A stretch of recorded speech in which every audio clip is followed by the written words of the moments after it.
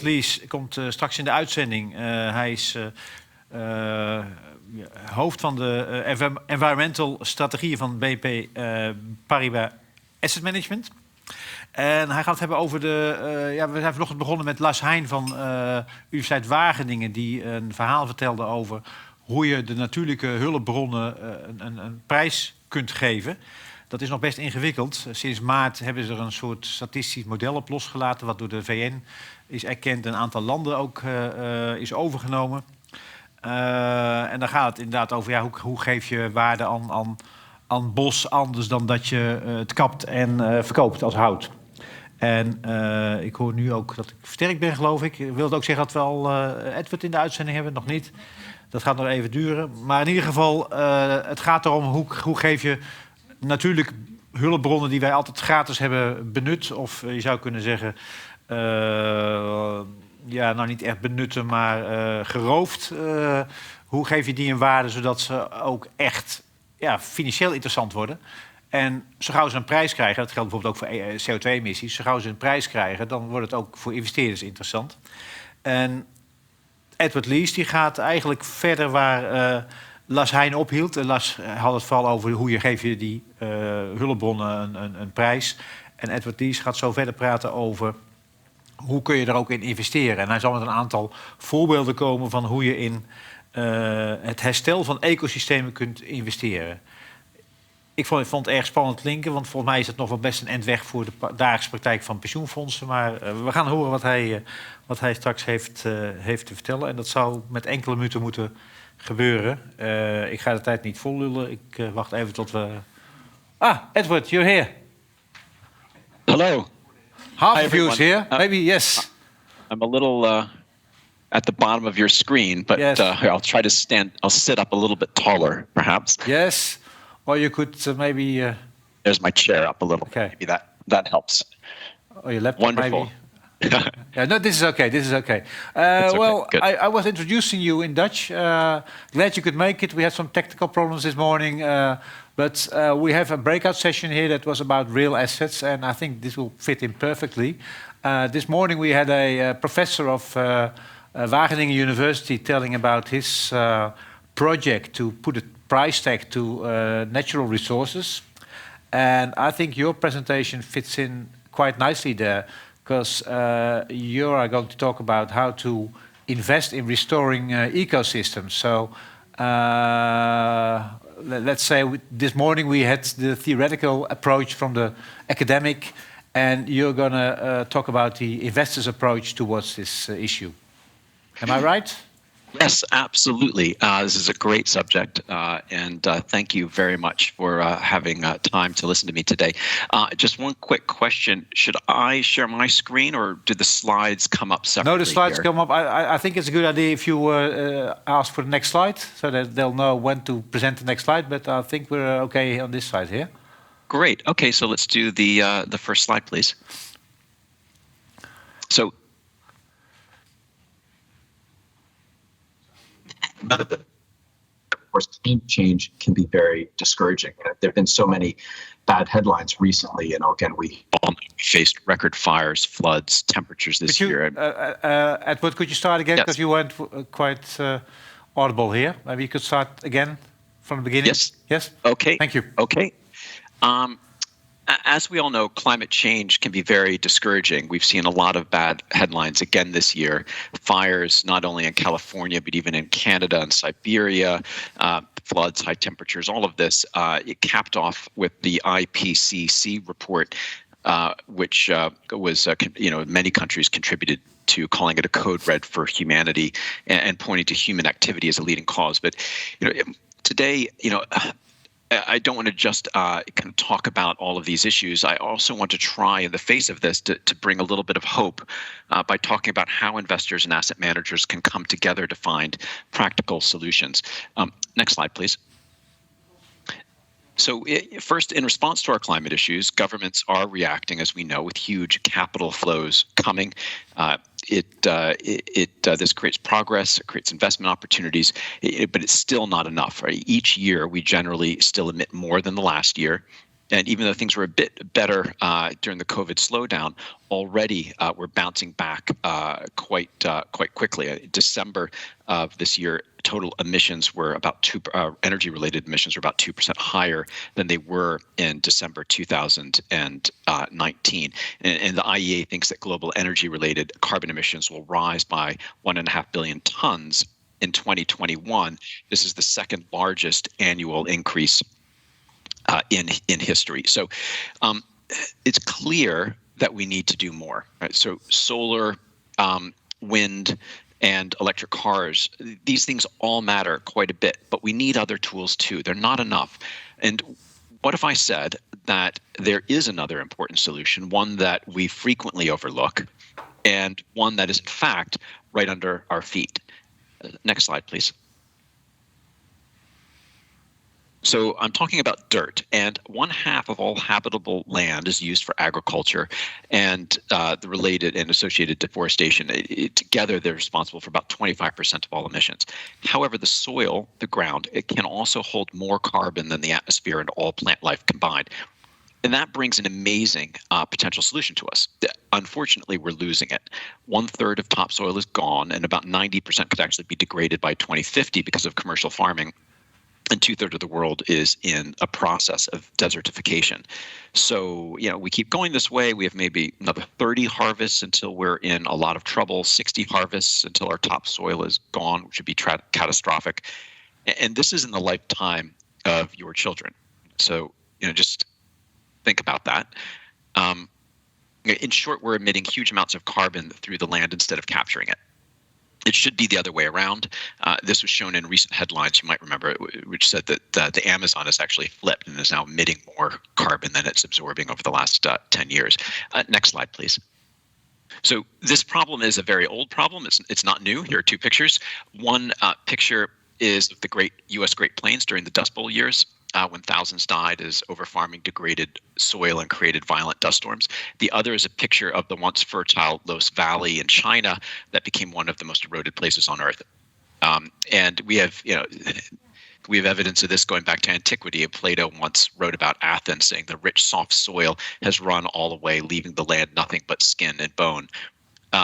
So this is a constant pattern that we've seen of that stems from overcultivation with unsustainable farming practices. But these examples also show us that land can be restored, as the Loess Valley was, and as President Roosevelt did to the U.S. Midwest through his Soil Conservation Service in the 1930s. And in this, there's a message of hope for us. And here's how it works. If we could just go to the next page, please. So carbon goes from the air to the plant to the ground, and in the ground, it's food for microorganisms. So the soil is alive, and these microorganisms create the minerals that feed the plants and provide the nutrients we rely on in the same way that we rely on microorganisms in our gut to digest our food. And now the picture in the lower right shows how little carbon there is in the air when plants are growing in the late summer. In fact, huge amounts of carbon are being absorbed out of the atmosphere at this time. But when you disturb the soil by digging and plowing it, you break up the intricate network of sequestered carbon and you release it into the air. When you spray chemical pesticides, you kill the very microorganisms that feed on carbon and enrich the soil. And hence we get to the picture in the upper left, which shows the carbon plumes during planting season. And this is both because of the exposed the dirt fields of winter and then the spring plowing season, which releases a lot of the carbon. So the one in the left top corner, that's February? And then April. So that's the start of April after. Oh, it's April. Sorry. Yes. Okay. Plowed in March, and you've had this buildup of these red. You can see these intense carbon plumes in the air from winter, from uncovered ground, and then from the spring plowing. And it's the result of our commercial farming engine. Okay. Yes. Okay. So, just look, the difference is pretty profound there. You can see it. And this is the power of the soil that contains 2 to 3 times the carbon that's in the atmosphere. So the question is, how do we, reduce the red plumes that we see? If we could go to the next slide, please. And it is through regenerative farming. So we need to employ regenerative practices. And this is boosting soil health, biodiversity, water quality, reducing chemical pollutants.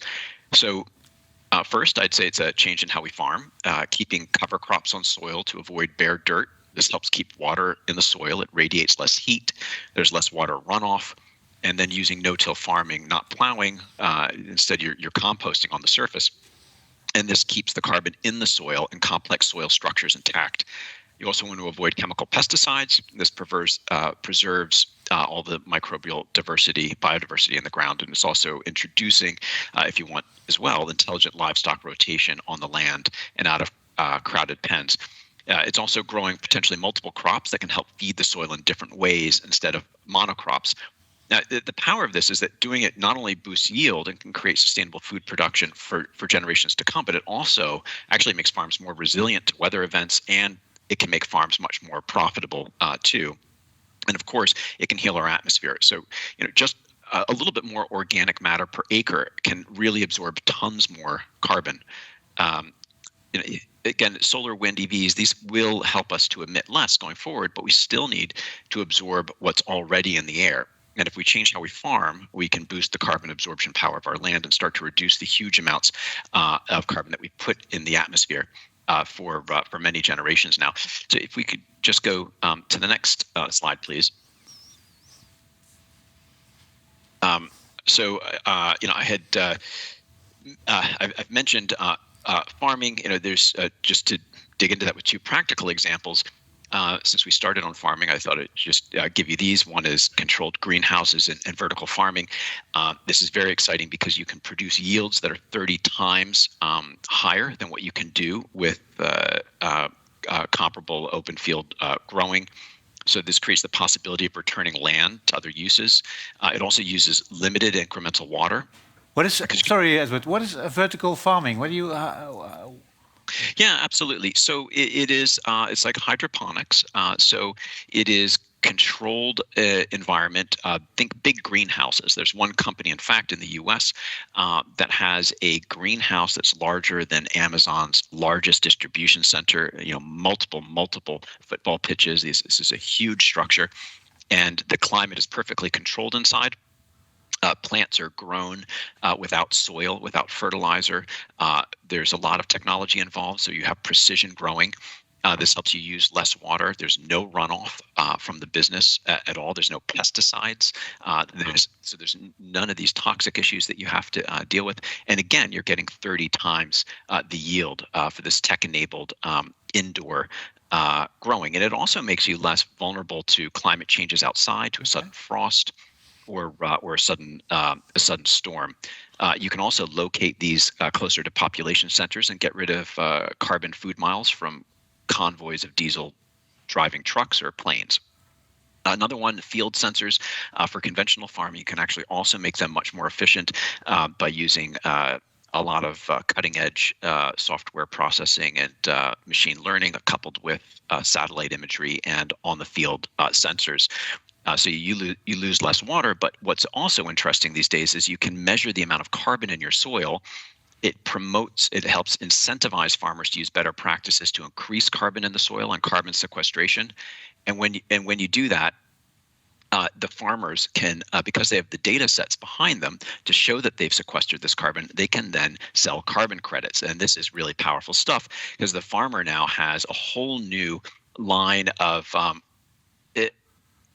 the farmer now has a whole new line of revenues that he can get, and at the same time is sequestering a lot more carbon out of the air into the soil. And this data can actually be given to insurance companies too, and they can help write more detailed insurance products for farmers. So a lot of exciting stuff. But this is a whole different approach than what we are thinking of as the future. Bio farming, smaller farms, local produce. This is a very high-tech way of farming, isn't it? It is a high-tech way of farming, and it's exciting to see a supply chain that has been in place, in some ways since the way we farm is there's a lot of things that have been in place for generations that is due for some advancement, I think, and we thought we were, I guess, advancing things over the last couple of decades when we moved to large-scale commercial farming, but that's created a downward spiral of monocrops and lots of fertilizer to boost productivity of land that's constantly becoming less nutrient rich because we kill off all the microbes with pesticides, and then you need more fertilizer to boost it, and you need more pesticides, and you gradually kill the soil. We need to break that cycle, and both through more regenerative practices, but also through the use of technology. And it doesn't all have to be small scale. As I mentioned, this one greenhouse in the U.S. is massive. I mean, this is a large installation, and they're building multiple installations like this at various points. So we can start to achieve scale in selective cases. But the main thing we need to do is break up the focus on hyper efficiency that has come with big scale commercial farming, and come back to focusing on the health of the soil, because that will increase yields, reduce toxicity, and increase carbon absorption. I understand. Thank you for the clarification. If we could just go to the next slide, please. Great. So, we need these solutions that we're talking about. And by the way, the solutions are much broader than just farming. There's all sorts of things across ocean and water systems, land, food, and forestry, and sustainable buildings and cities. And we can, perhaps in some of the questions, talk about some of the other areas that factor into broad ecosystem restoration and health beyond just thinking about renewable energy and carbon. We exist in this interrelated ecosystem after all, and the carbon in the air is affected by the trees on land, and it too affects the health of the ocean through acid rain, amongst other things. So this is a broad area with a number of applications, even though I focused on farming. And these are issues that we need solutions for, because we have more people every year on Earth, and in fact, we consume way too much, about 1.75 times what the Earth can sustainably create. Or another way to think of it is sort of roughly when you get through July, you've used up your year's quota of resources. We could go to the next slide, please. Now, of course, these broader environmental issues are starting to be given more attention by governments and regulators. We see this through the Task Force on Nature-Related Financial Disclosures, which follows on from the Task Force for Climate-Related Financial Disclosures. And of course, we have had the UN, which has called this the Decade of Ecosystem Restoration. So, we need to understand that the natural capital resources we've taken for granted are not limitless, and companies will increasingly have to pay attention to this, either because of regulatory restrictions or shareholder pressure, or indeed both. Next slide, please. So this is an area where there's going to be a huge amount of capital flows. There's big problems to fix, big structural problems. And when you have big structural problems, you need big solutions. And with that comes a lot of investment. So, this is an exciting area, not only because there's a real social issue to address, but because also there is a huge amount of capital flows coming our way, which will produce a lot of investment opportunities. So this is a report from New Nature Economy. And in this report, they predict that trillions a year will have to go towards these broad areas that I talked about earlier: ocean and water systems, land, food, and forestry, and sustainable cities and buildings. So the blue is the water, the green is the forests, and the gray is the sustainable cities. Precisely. Yes. Okay. So, I'm explaining this. Maybe it's not. Yeah. Okay. Clear. No, that's perfect. Sorry to interrupt you, but regarding the time, I think it's good to go to the investable opportunities here, because I think that would be of most interest to our audience. How can you actually get here as an investor? Great. So if we could get the next slide, please.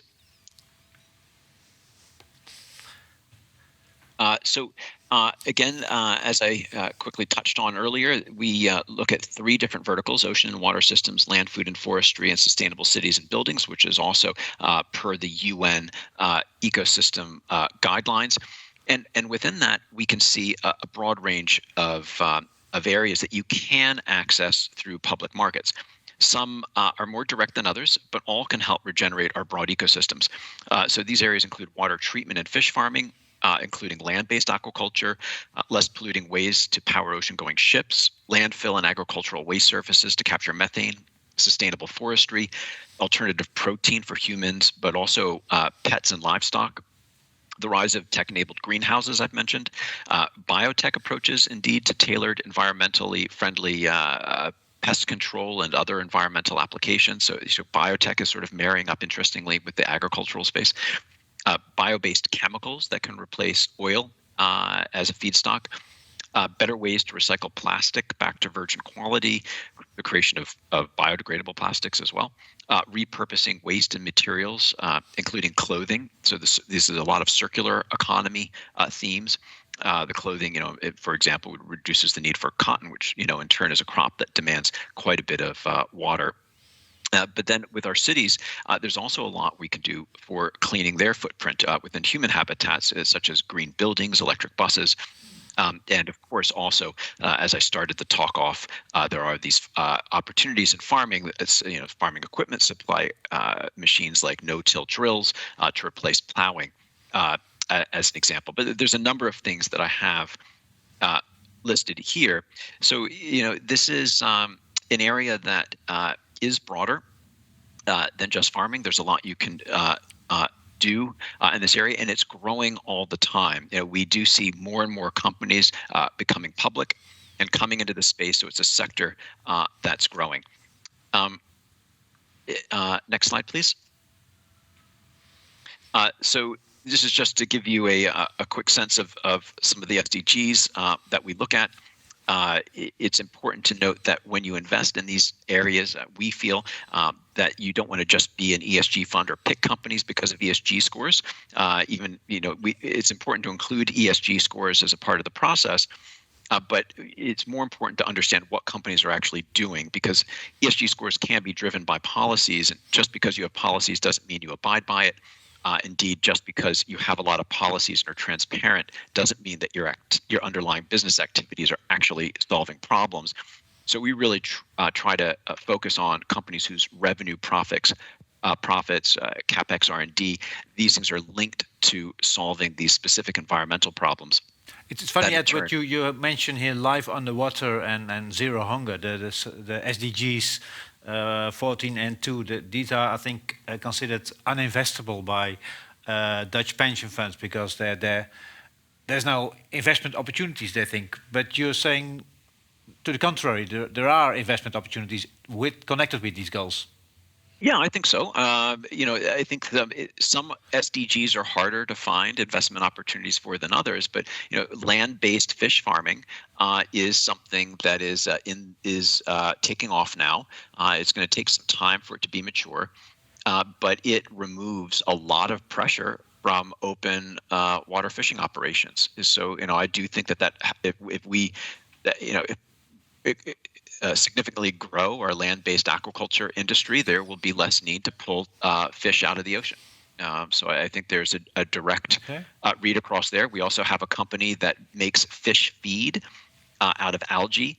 And one of the problems with traditional aquaculture industry, both land and but also sea-based, that use the coastal areas, and that causes a lot of pollution. Land-based doesn't. It cleans the water streams, which is why we like it more. But they'll feed the fish feed that's made from other fish. And so you might be relieving on the surface pressure from the ocean by not going out into the open ocean and fishing, but by farming the fish. But indeed, you are still putting pressure on the ocean because you're pulling fish out from the ocean to grind them up into fish feed that you then feed to your farmed fish, which it sort of undercuts the whole effort.